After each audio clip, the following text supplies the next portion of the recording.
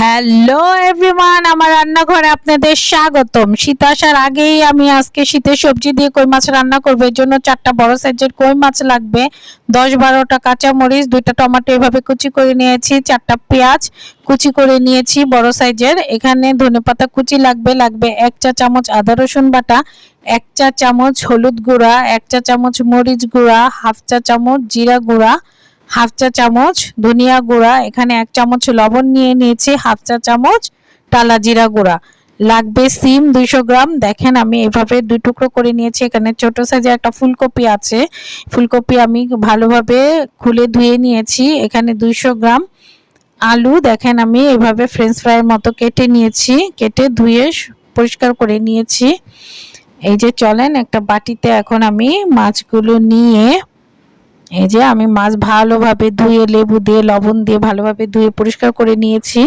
এখানে আমি সামান্য লবণ, সামান্য হলুদ গুঁড়া, সামান্য মরিচ গুঁড়া এবং সামান্য আদা রসুন বাটা দিয়ে এটাকে ভালোভাবে মেখে রেখে দিব কিছুক্ষণের জন্য। এই যে এই ফাঁকে আমি কারি কুকারে পানি গরম করতে দিয়ে দিয়েছি। যে পানি গরম হয়ে গেছে, এখন দিব আমি হাফ চামচ লবণ দিয়ে এই যে আমি ফুলকপি সেদ্ধ করে নিব। এখন ফুলকপি সেদ্ধ হতে চায় না, আর ফুলকপি খুবই ছোট হয়, এই জন্য আমি অল্প অল্প একটা নিয়ে নিয়েছি। এই যে এখানে দেখেন আমি সেদ্ধ করতে দিয়ে দিয়েছি। আমি এই যে ফুলকপি ভালোভাবে সেদ্ধ করে নিব, ফুল সেদ্ধ করে নিব ফুলকপি। যে এখন ফুলকপি সেদ্ধ হয়ে গেছে, আমি এটা তুলে নিচ্ছি। এই যে আপনারা শীতের সময়টা রান্না করে দেখবেন, খেয়ে দেখবেন, খুবই মজা, খুবই টেস্টি একটা রেসিপি। এই যে এখন আমি আমার কারি কুকারে যে তেল গরম হয়ে গেছে, আমি এখানে 3 টেবিল চামচ তেল দিয়ে নিয়েছি। এখন মাছটা ভেজে নিব। কারি কুকারে মাছটা ভাজা একটু কঠিন, কিন্তু ভাজা হয়, একটু সময় নিয়ে ভাজতে হয়। যে আমি মাছগুলো ভেজে নিয়েছি, আমি 3 টেবিল চামচ তেল দিয়ে দিয়েছিলাম। এই তেলেই আমি রান্না করব, সমস্ত রান্নাটা এই তেলেই হয়ে যাবে। এই যে আমি ফুলকপি সেদ্ধ করে নিয়েছি ফুল, আর এই যে মাছটা ভালোভাবে ভেজে নিয়েছি। এই যে এই তেলেই আমি এখন পেঁয়াজ দিয়ে দিব। পেঁয়াজটা আমার একটু বেশি ভাজতে হবে, বেরেস্তার মতো। এই যে আমি এখন ঢাকনা দিয়ে ঢেকে দিব। পেঁয়াজটা একটু বেশি পরিমাণ ভাজলে খেতে ভালো লাগে, সুন্দর একটা ঘ্রাণ আসে। এখানে আমি 1 চামচ আদা রসুন বাটা দিয়ে দিলাম। আমি আদা রসুন একসাথে সম পরিমাণে বেটে নিয়েছি। যে এখন পানি দিয়ে এখন দিয়ে দিব সমস্ত গুঁড়া মশলাগুলো, আর সাথে লবণ। এই যে হলুদ গুঁড়া, মরিচ গুঁড়া, ধনিয়া গুঁড়া আর জিরা গুঁড়া আর লবণ।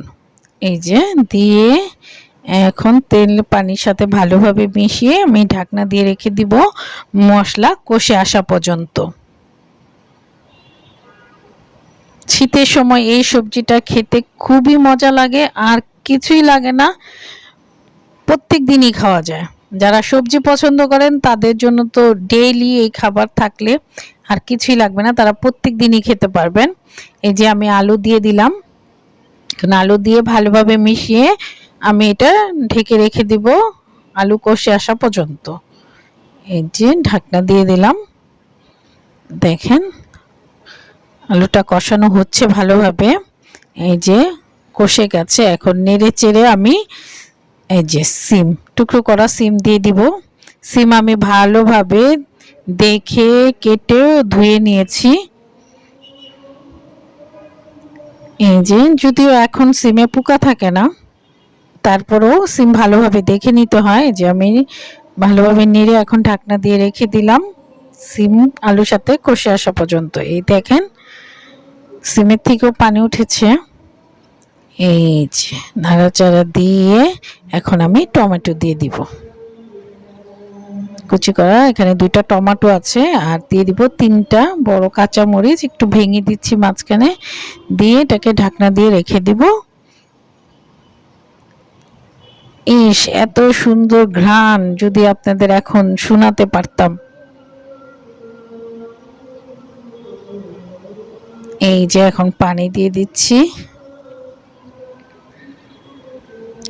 দিয়ে এটা বলক আসার পরে যে আমি ফুলকপি দিয়ে দিলাম। ফুলকপিটা আমার ফুল বয়েল, এই জন্য আমি পরে দিলাম।